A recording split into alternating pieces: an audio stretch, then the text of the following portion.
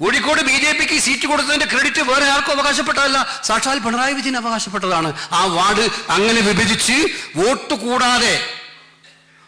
കൂടാതെ BJPക്ക് എങ്ങനെ വാർഡ് വർദ്ധിപ്പിക്കാൻ കഴിയുമെന്നുള്ള പരീക്ഷണം നടത്തിക്കൊടുത്ത ആളാണ് പിണറായി വിജയൻ കോഴിക്കോട്. ചിലവർ പറഞ്ഞുകൊണ്ടിരിക്കുക അപ്പുറം പിണറായി വിജയനെ പോലുള്ളൊരു ശക്തനായ നേതാവ് ഇരിക്കുകയല്ലേ. പിണറായി വിജയൻ അപ്പുറത്തെ ശക്തനാണെങ്കിൽ പിണറായി വിജയനെ പോലൊപ്പം ശക്തമുള്ള 10 നേതാക്കന്മാർ ഇപ്പുറത്ത് ഒന്നിച്ചു നിൽക്കുന്നുണ്ട്. മുഖ്യമന്ത്രി ആയിക്കഴിഞ്ഞ് അധികാരം സർവസ്വവും പിടിച്ചെടുത്ത് ആ അധികാരത്തിന്റെ സർവസ്വവും പാർട്ടിയിൽ അടിച്ചേൽപ്പിച്ച് ആ അടിച്ചേൽപ്പിക്കപ്പെട്ട പാർട്ടിയിൽ ചോദ്യം ചെയ്യാൻ ഒരാളെയും അനുവദിക്കാതെ പിന്നീട് സ്വയം പ്രഖ്യാപിതനായിട്ടുള്ള നേതാവായിട്ട് അദ്ദേഹം മാറുകയായിരുന്നു എന്നുള്ളതാണ് കേരള രാഷ്ട്രീയം കണ്ട യാഥാർത്ഥ്യം. വലിയൊരു വിജയത്തിന് ശേഷമാണ് വീണ്ടും സപ്തയിലേക്ക് നമ്മൾ എത്തിയിരിക്കുന്നത്. KPCC കോർ കമ്മിറ്റിയിൽ നമ്മുടെ ഈ 2 ദിവസത്തെ പരിപാടി എവിടെ നടത്തണം എന്ന ആലോചന വന്നപ്പോൾ എല്ലാവരും പറഞ്ഞു ഐശ്വര്യമുള്ള സ്ഥലമാണ് സപ്ത, അതുകൊണ്ട് ഇവിടെ നടത്തുന്നതാണ് നല്ലത് എന്ന് പറയുകയുണ്ടായി. കാരണം ഇതിനു മുൻപ് നടത്തിയ 2 യോഗങ്ങൾ വളരെ പോയിന്റഡ് ആയിട്ടുള്ള തദ്ദേശഭരണ തിരഞ്ഞെടുപ്പുകളിലേക്കും നിയമസഭാ തിരഞ്ഞെടുപ്പുകളിലേക്കും ഒരു പാർട്ടിയെ എങ്ങനെ മുന്നോട്ട് നയിക്കണം എന്നുള്ളതിൻ്റെ വളരെ സുചിന്തിതമായ ചർച്ചകളും തീരുമാനങ്ങളും എടുക്കാൻ കഴിഞ്ഞിരുന്ന 2 ക്യാമ്പുകൾ നടത്തി.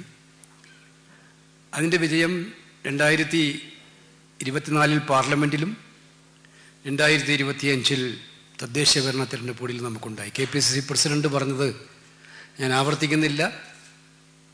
2010 ശ്രീ രമേശ് ചെന്നിത്തല പ്രസിഡൻ്റായിരുന്നപ്പോഴാണ് കേരളത്തിലെ കോൺഗ്രസ്സിന് തദ്ദേശ ഭരണ തിരഞ്ഞെടുപ്പുകളിൽ ഏറ്റവും വലിയ മുൻകൈയുള്ള ഒരു തിരഞ്ഞെടുപ്പ് റിസൾട്ട് വന്നത്. അന്ന് നമ്മൾ ഉജ്ജ്വലമായി മുന്നേറി.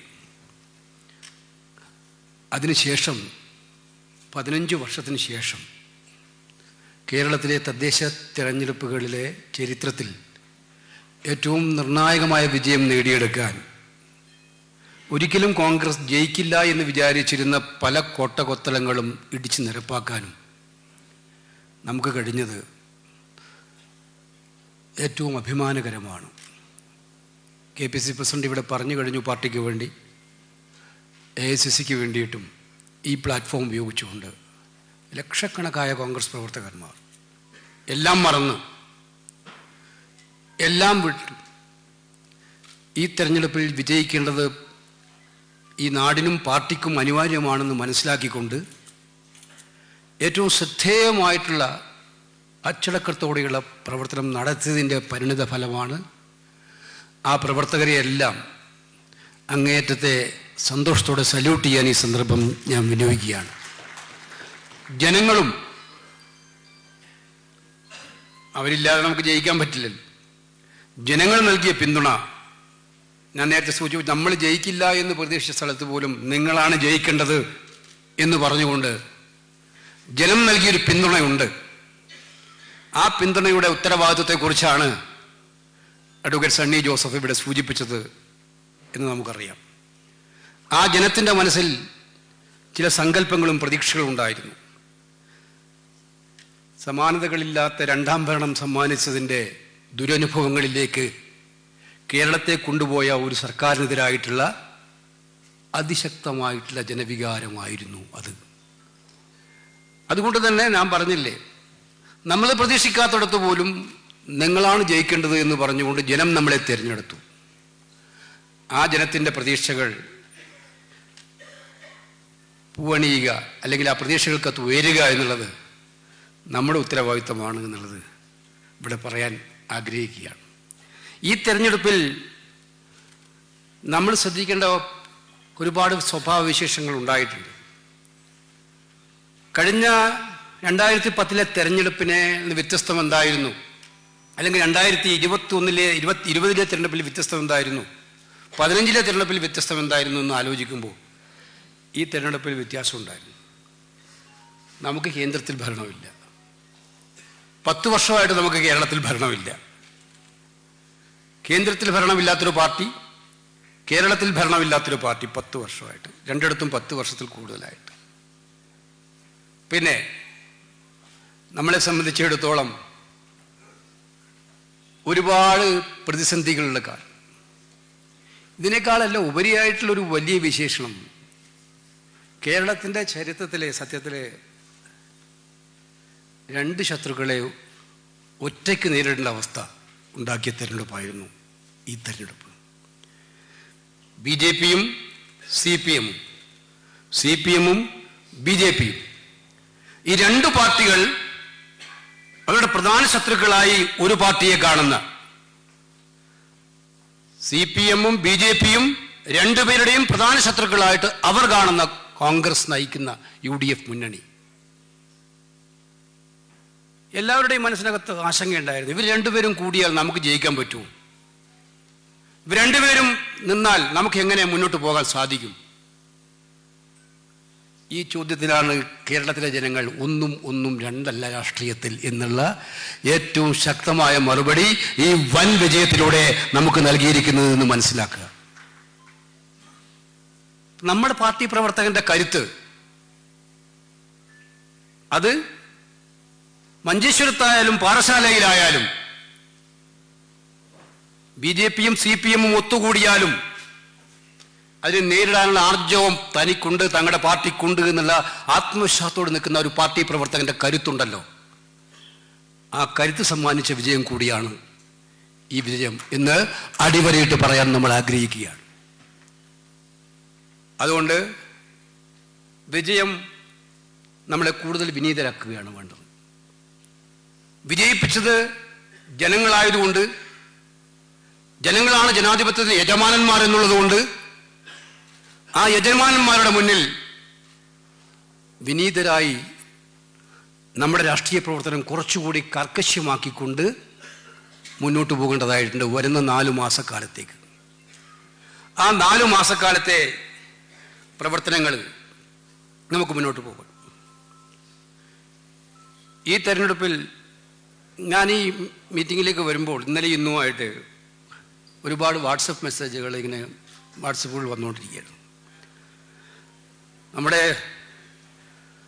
നമുക്കെല്ലാവർക്കും അറിയാം, കമ്മ്യൂണിക്കേഷൻ വിസ്ഫോടനത്തിൻ്റെ കാലഘട്ടമാണിത്. മാധ്യമങ്ങൾക്ക് വാർത്തകൾ വേണം എപ്പോഴും. മാധ്യമങ്ങൾ തമ്മിലും നല്ല മത്സരമുള്ള കാലമാണ്. അപ്പോൾ വാർത്തയില്ലാതെ ഒരു മാധ്യമത്തിനും നിൽക്കാൻ പറ്റില്ല, എല്ലാവർക്കും വാർത്ത വേണം. തിരഞ്ഞെടുപ്പ് കാലം എന്ന് പറയുന്നത് മാധ്യമങ്ങളെ സംബന്ധിച്ചിടത്തോളം ഒരു ചാകരയും കൂടിയാണ്, ചാകരക്കാലമാണ്. അപ്പോൾ എൻ്റെ അടുത്ത് 3-4 പ്രധാനപ്പെട്ട ഇൻഫർമേഷൻ സെൻ്ററുകൾ പറഞ്ഞു, ഇവിടെ ഈ 2 ദിവസക്കാലം, കാരണം ഇടതുപക്ഷ ജനാധിപത്യ മുന്നണി അവരുടെ പ്രതീക്ഷകളെല്ലാം നശിപ്പിച്ചുകൊണ്ടാണ് തദ്ദേശ ഭരണ തിരഞ്ഞെടുപ്പുകൾ വിഫലം വന്നത്. നമ്മുടെ വിജയം അവർ പുറത്ത് പ്രകടിപ്പിക്കുന്നില്ലെങ്കിലും അവരുടെ എല്ലാ പ്രതീക്ഷകളെയും തകർത്തിരിക്കുകയാണ്. BJPയും ധരിച്ചതെന്താണ്? തിരഞ്ഞെടുപ്പ് കഴിഞ്ഞ ഉടനെ തന്നെ നരേന്ദ്രമോദി 5 ട്വീറ്റാണ് കേരളത്തിലെ തദ്ദേശ ഭരണ തിരഞ്ഞെടുപ്പുകൾ ചെയ്തത്.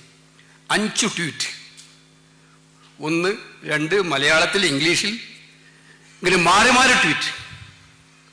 അത് കഴിഞ്ഞ് അവരുടെ പാർട്ടി പ്രസിഡന്റ് നഡ്ഡ, ആഭ്യന്തരമന്ത്രി അമിത്ഷാ, എല്ലാ കേന്ദ്രമന്ത്രിമാരും ഒറ്റയടിക്ക് കേരളമെന്തോ BJP പിടിച്ചെടുത്തു എന്നുള്ള ഫീലിംഗ്. നമ്മൾ നാട്ടിലെ പല ഭാഗങ്ങളിൽ നിന്ന് നമ്മളെ വിളിച്ചു, എന്നാ കേരളത്തിൽ BJPക്ക് ഇത്രയും വിജയം ഉണ്ടായിട്ടുണ്ടോ?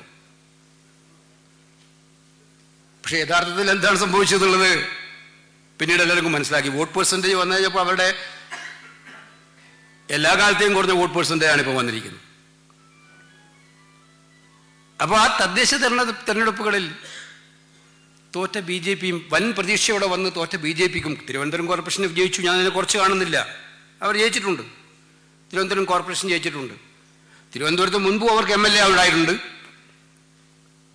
കോർപ്പറേഷനിൽ അതിൻ്റെ അടുത്ത് തന്നെ 10-40ഓളം സീറ്റുകൾ അവർക്ക് ഉണ്ടായിട്ടുണ്ട്. അതിൽ 5-10 സീറ്റ് അധികം കൂടിയിട്ടുണ്ടാവും. പക്ഷെ ഞാൻ പറഞ്ഞു വന്നത്, അവരും നിരാശയിലാണ്. UDFന്റെ വൻ മുന്നേറ്റത്തിൽ CPMനോടൊപ്പം BJPയും നിരാശയിലാണ്. അപ്പോൾ ആ 2 പേരുടെയും പരീക്ഷണശാലകളിൽ, രാഷ്ട്രീയ പരീക്ഷണശാലകളിൽ ഇപ്പോൾ ഉരുത്തിരിഞ്ഞുകൊണ്ടിരിക്കുന്ന മന്ത്രം തദ്ദേശ ഭരണ തെരഞ്ഞെടുപ്പുകളിലുണ്ടായ ഈ അഭൂതപൂർവമായ വിജയത്തെ അതിജീവിച്ച് നിയമസഭാ തെരഞ്ഞെടുപ്പുകളിൽ നമ്മളെ തോൽപ്പിക്കണമെങ്കിൽ ചില പുതിയ കരുക്കൾ വേണം. അതുകൊണ്ട് അത് പിന്നീട് തുടങ്ങിയതാണ്, തദ്ദേശ ഭരണ തെരഞ്ഞെടുപ്പുകൾ നമ്മൾ തുടങ്ങിയതാണ്. ഈ 2 ദിവസം നടക്കുന്ന ഈ ക്യാമ്പ് എന്ന് പറയുന്നത് കോൺഗ്രസ്സിലെ വരാൻ വേണ്ടി പോകുന്ന കലാപത്തിൻ്റെ അന്തരീക്ഷം ഉണ്ടാക്കാൻ വേണ്ടി പോകുന്നൊരു ക്യാമ്പായിരിക്കും. അഭിപ്രായ വ്യത്യാസങ്ങളുടെയൊക്കെ തന്നെ അവസരങ്ങൾ ഉണ്ടാക്കാൻ പറ്റും. ഞങ്ങൾ ആഗ്രഹിക്കുന്നത്, അവർ രണ്ടുപേരും ആഗ്രഹിക്കുന്നതൊക്കെ കുറച്ചൊക്കെ ഇവിടെ നിന്ന് കിട്ടും. കിട്ടിയില്ലെങ്കിൽ എങ്ങനെയെങ്കിലും കിട്ടിപ്പിക്കണം. അതിനെങ്ങനെയാണ് സാധിക്കുക? 2 പാർട്ടികളുടെയും ഉത്തരവാദപ്പെട്ട ആളുകളുടെ ആശീസ്സോടുകൂടി അതിനുള്ള പരിശ്രമങ്ങളാണ് ഇന്നും നാളെയും ഇവിടെ ഉണ്ടാകുമ്പോൾ, വരും ദിവസങ്ങൾ ഉണ്ടാകാൻ വേണ്ടി പോകുന്നു. അവര് പറയാണ്, കോൺഗ്രസിന് ഒരുപാട് പേര് മുഖ്യമന്ത്രിമാരാകാൻ ആഗ്രഹിക്കുന്നുണ്ട്, കോൺഗ്രസിൽ ഒരുപാട് പേര് മത്സരിക്കാൻ ആഗ്രഹിക്കുന്നുണ്ട്, മത്സരിക്കുന്ന ആളുകളെ കുറിച്ച് ചർച്ച, എംപിമാർ മത്സരിക്കുമോ, മത്സരിക്കുന്നുണ്ടോ, തുടങ്ങിയിട്ടുണ്ട് ഇത്തരം ചർച്ചകൾ. ഇത്തരം ചർച്ചകളൊക്കെ നിങ്ങൾ ഇതിൻ്റെ ഉറവിടം നിങ്ങൾ മനസ്സിലാക്കണം. ഞാനത് പറയാനാണ് ആഗ്രഹിക്കുന്നത്. ഇതിൻ്റെ ഉറവിടം കോൺഗ്രസ് അല്ല.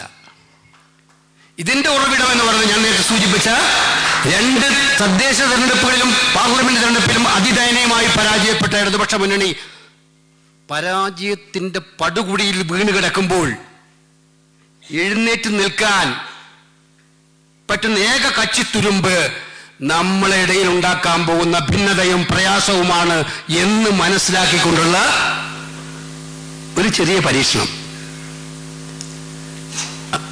പിണറായി വിജയനോടും BJP നേതാക്കന്മാരോടും പറയാനുള്ളത്, ആ കട്ടില് കണ്ട് പനിക്കണ്ട എന്നുള്ളത് തന്നെയാണ്. ഇവിടെ നിന്ന് നാളെ നിന്ന് പിരിഞ്ഞു പോകുന്ന എഴുതി വെച്ചോ. ഇവിടെ നിന്ന് ഈ യോഗം കഴിഞ്ഞ് നാളെ പിരിഞ്ഞു പോകുന്നത് നിങ്ങൾ ഒരിക്കലും കണ്ടിട്ടില്ലാത്ത കെട്ടുറപ്പുള്ള കോൺഗ്രസ് പ്രസ്ഥാനത്തെ ആയിരിക്കുമെന്നുള്ളത് നിങ്ങൾ മനസ്സിലാക്കിക്കോ. കാരണം ഞങ്ങൾ കാലത്തിന്റെ ചുവരെഴുത്തുകൾ വായിക്കുന്നവരാണ്.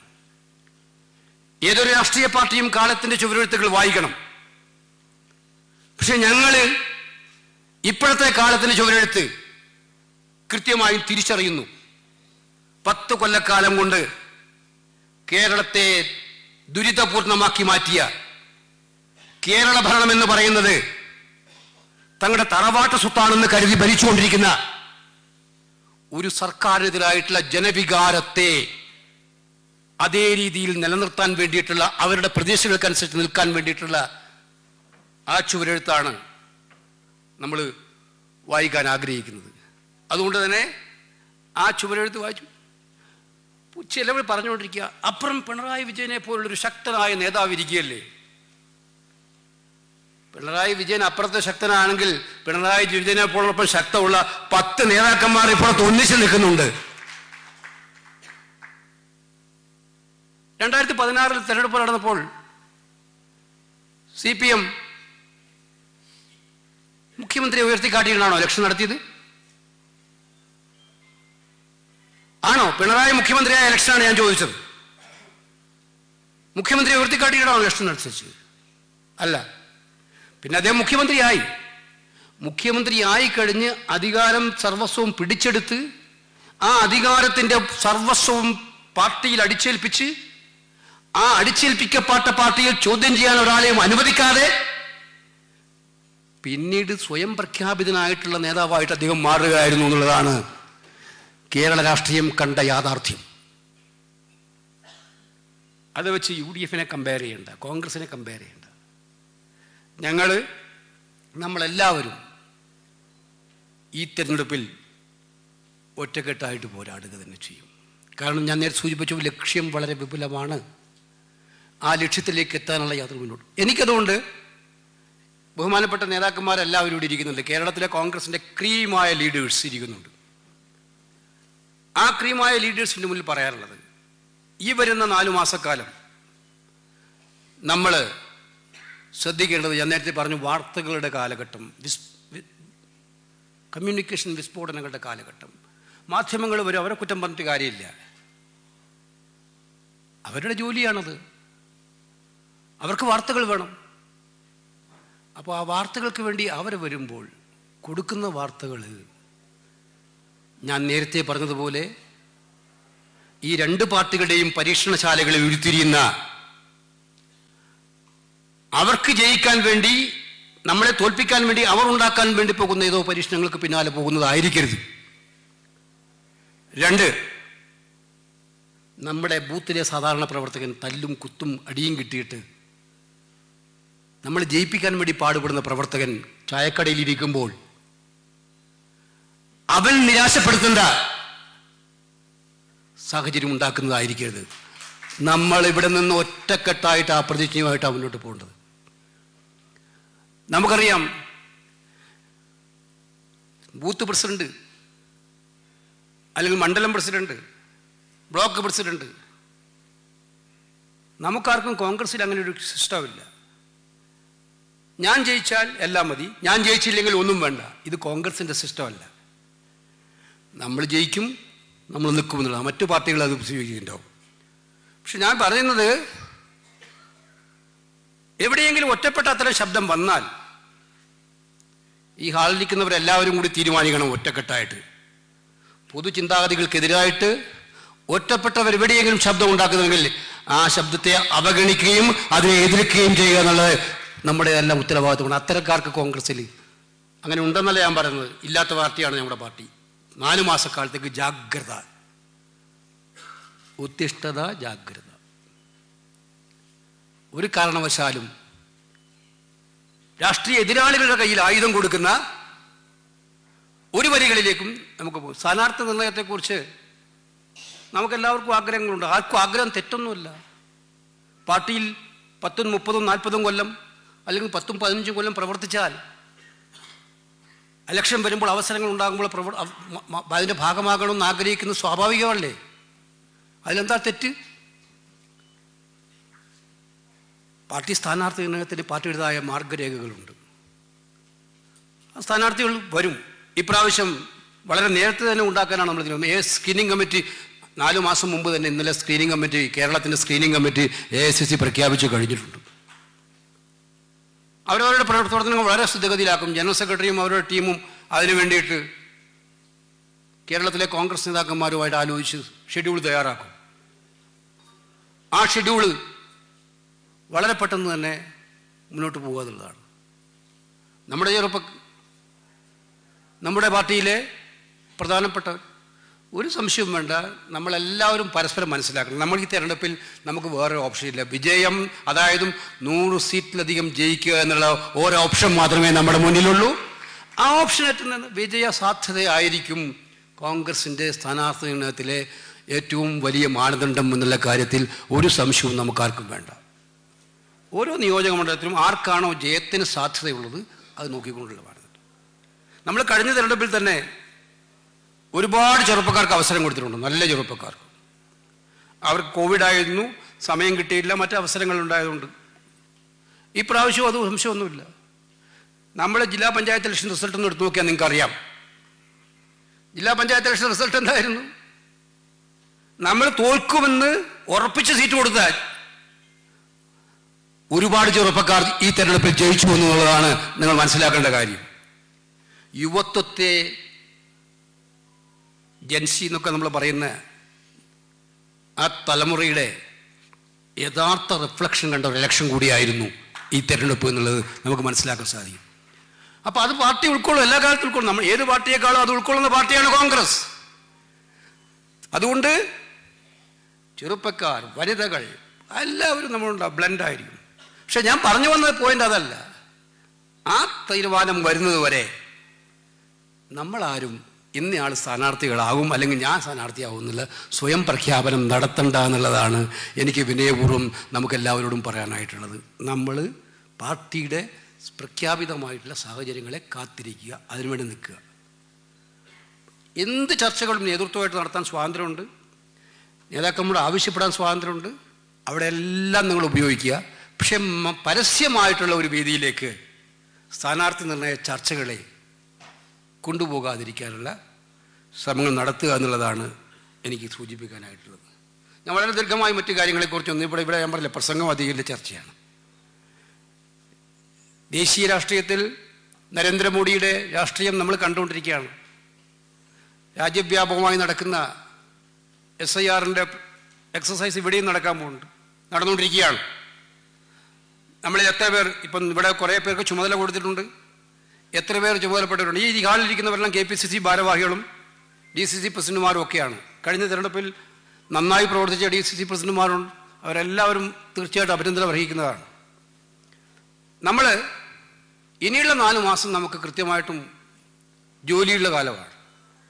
ഭാരവാഹിത്വം എന്ന് പറയുന്നത് നമുക്ക് പാർട്ടി തരുന്ന ഏറ്റവും വലിയ അംഗീകാരമാണ് എന്ന് മനസ്സിലാക്കി ആ പാർട്ടിക്ക് ഏറ്റവും ആവശ്യമുള്ള അവസരമായ തിരഞ്ഞെടുപ്പിൽ ഈ 4 മാസം നമ്മൾ 24/7 ആയിട്ട് വേറെ ഒരു ഷെഡ്യൂളും ചെയ്യാതെ പ്രവർത്തനങ്ങൾ, ഈ 4 മാസത്തെയും പ്രവർത്തനം, KPCC ഭാരവാഹികളുടെ പ്രവർത്തനം, DCC പ്രസിഡന്റുമാരുടെ പ്രവർത്തനം, പാർട്ടി നേതാക്കന്മാരുടെ പ്രവർത്തനം, എല്ലാ നേതാക്കന്മാരുടെ പ്രവർത്തനം തീർച്ചയായിട്ടും അക്കൗണ്ടബിലിറ്റി ഫിക്സ് ചെയ്യുന്ന രീതിയിലായിരിക്കും എന്നുള്ള കാര്യം ഞാൻ വിനയപൂർവ്വം പറയുകയാണ്. അതിനകത്ത് ഇതിലൊരു വിട്ടുവീഴ്ചയില്ല. നമ്മൾ പലപ്പോഴും പറയും, നമ്മൾ ഒരു അസൈൻമെൻറ്റ് കൊടുത്താൽ അവിടെ പോകാൻ പറ്റിയില്ല, ഇവിടെ പോകാൻ പറ്റില്ല. ആ എക്സ്ക്യൂസുകൾക്ക് ഇനി 4 മാസത്തേക്ക് അവധിയില്ല. ഒരു എക്സ്ക്യൂസിനും 4 മാസത്തേക്ക് അവധിയില്ല. ഈ 4 മാസം കഠിനമായിട്ട് നമ്മളെല്ലാവരും പ്രവർത്തിക്കേണ്ട ഒരു കാലമാണ്.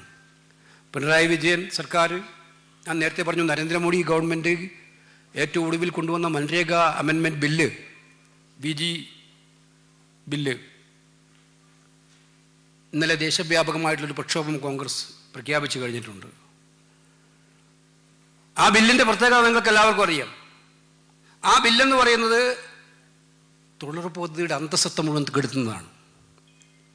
3-4 ഫീച്ചേഴ്സ് നമ്മൾ താഴെത്തട്ടിൽ എത്ര പഠിപ്പിച്ചിട്ടുണ്ടോ എന്ന് എനിക്കറിയില്ല. മഹാത്മാഗാന്ധിയുടെ പേര് മാറ്റുക എന്ന് പറഞ്ഞ മഹാപാതകം അവർ ചെയ്തു. അത് നമ്മളെല്ലാം സംബന്ധിച്ചും വികാരപരമാണ്. ആ വികാരപരം മാത്രമല്ല, മഹാത്മാഗാന്ധി പ്രതിനിധാനം ചെയ്യുന്ന ഗ്രാമസ്വരാജിനെ ശക്തിപ്പെടുത്തുക എന്ന് പറയുന്ന സങ്കല്പത്തെ അത് പൂർണ്ണമായും തകർത്ത് കളഞ്ഞിട്ടുണ്ട്. തൊഴിലുറപ്പ് പദ്ധതി നിങ്ങൾ നോക്കിയറിയാം, സെൻട്രൽ ഷെയർ കൂലിയിൽ 100% ഇപ്പോൾ 60% മാറി. കേരളം പോലും 2000 കോടി രൂപ അധികം കണ്ടെത്തേണ്ടി വരുന്നുണ്ട്. 2000 കോടി രൂപ അധികം കണ്ടെത്തേണ്ടി വരുന്നുണ്ട്. ചില സംസ്ഥാനങ്ങൾക്ക് അത് 6000-7000 കോടി രൂപ വരെയാണ്. അതുമാത്രമല്ല, കേന്ദ്ര ഗവൺമെന്റിന്റെ കയ്യിലേക്ക് കൂടുതൽ അധികാരങ്ങൾ കൊടുത്തിരിക്കുകയാണ്. ഡീസെൻട്രലൈസേഷൻ ആക്കി എന്ന് പറഞ്ഞ ആശയത്തെ തകർത്ത് സെൻട്രലൈസേഷൻ ആക്കിയിരിക്കുകയാണ്. ഒരു പഞ്ചായത്തിൽ ഈ പദ്ധതി വേണോ വേണ്ടയോ എന്ന് ഡിക്ലെയർ ചെയ്യാനുള്ള അധികാരം, വേണ്ടി വന്നാൽ ഒരു സ്റ്റേറ്റിൽ ഈ പദ്ധതി വേണമോ വേണ്ടയോ എന്നുള്ള ഡിക്ലെയർ ചെയ്യാനുള്ള അധികാരം ബില്ല് മുഖാന്തരം കേന്ദ്ര സർക്കാരിന് കൊടുത്തിരിക്കുകയാണ്. അപ്പോൾ വെള്ളമുണ്ട പഞ്ചായത്തിൽ തൊഴിലുറപ്പ് പദ്ധതി വേണ്ട എന്ന് കേന്ദ്രം പ്രഖ്യാപിച്ചാൽ അവിടുത്തെ തൊഴിലാളിക്ക് തൊഴിൽ കിട്ടില്ല. നേരത്തെ ഉണ്ടായിരുന്നത് ഡിമാൻഡ് അനുസരിച്ചായിരുന്നു, ഇപ്പോൾ ബജറ്റ് ഓറിയന്റഡ് ആയി. ആവശ്യപ്പെട്ട ജോലിയായിരുന്നു, ആ സാഹചര്യം എടുത്തു കളഞ്ഞിരിക്കുകയാണ്.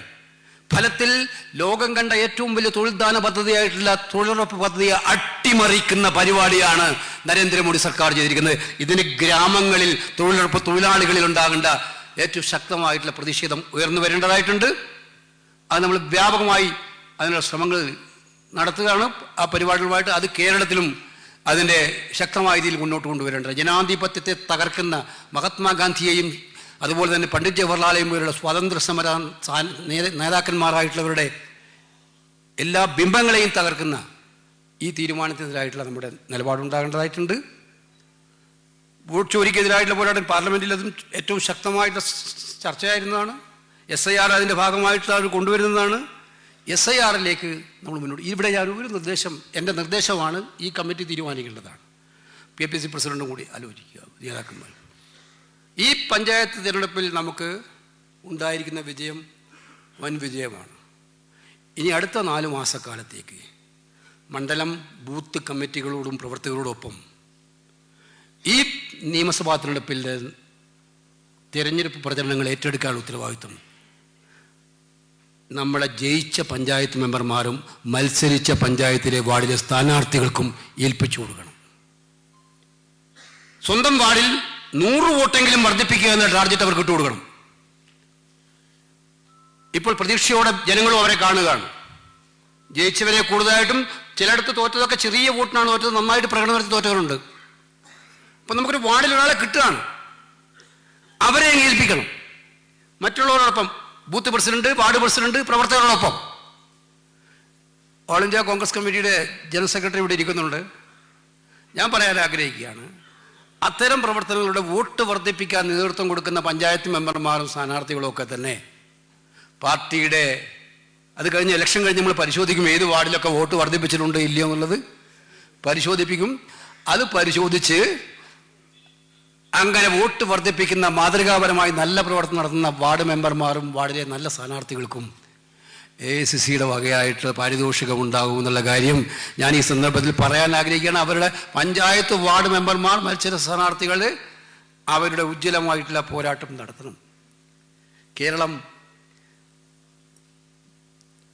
മൂന്നാം പിണറായി ഭരണത്തെക്കുറിച്ച് ഇപ്പോൾ ആരും പറയുന്നില്ല. ഇടയ്ക്ക് അങ്ങനെ ഒരു ചർച്ച ഉണ്ടായിരുന്നു. ഇപ്പം അവർക്ക് തന്നെ പറയാൻ നാണമാണ് അങ്ങനെ പറയാൻ. കാരണം കേരളത്തിലെ ജനങ്ങളെ അതിനെ എങ്ങനെ കാണുന്നു എന്നുള്ളത്, നിങ്ങൾ ഈ മൂന്നാം പിണറായി എന്നൊക്കെ പറഞ്ഞപ്പോൾ കേരളത്തിലെ ജനങ്ങൾ എങ്ങനെയാണ് പറയുന്നത് വളരെ അവരുടെ കയ്യിലുള്ള കൃത്യമായിട്ടുള്ള ഒരു ആയുധം ഉപയോഗിച്ച് കാണിച്ചതിലുണ്ട്. അപ്പോൾ സാമാന്യമായ ഭാഷയിൽ മിസ്റ്റർ പിണറായി ഇനി ഇത് പറയാതിരിക്കുന്നതാണ് നല്ലത് എന്നുള്ളത് വ്യക്തിപരമായിട്ടുള്ള ഒരു നിർദ്ദേശമായിട്ട് നമ്മളിവിടെ സമർപ്പിക്കാൻ ആഗ്രഹിക്കുകയാണ്. പക്ഷേ അവർ നിർത്തിയിട്ടില്ല. ഞാൻ നേരത്തെ പറഞ്ഞു, നമ്മളുടെ ഇടയിൽ അഭിപ്രായ വ്യത്യാസം ഉണ്ടാക്കാൻ, പിന്നെ BJPയെ എവിടെയൊക്കെ സൂചിപ്പിക്കാൻ പറ്റും. ഇവിടെ സൂചിപ്പിച്ചു സണ്ണി ജോസഫ്. കോഴിക്കോടും തിരുവനന്തപുരത്തും 2 കോർപ്പറേഷനുകൾ ഏറ്റവും കെ മുരളീധരൻ ഇവിടെ നിൽക്കുന്നുണ്ട്.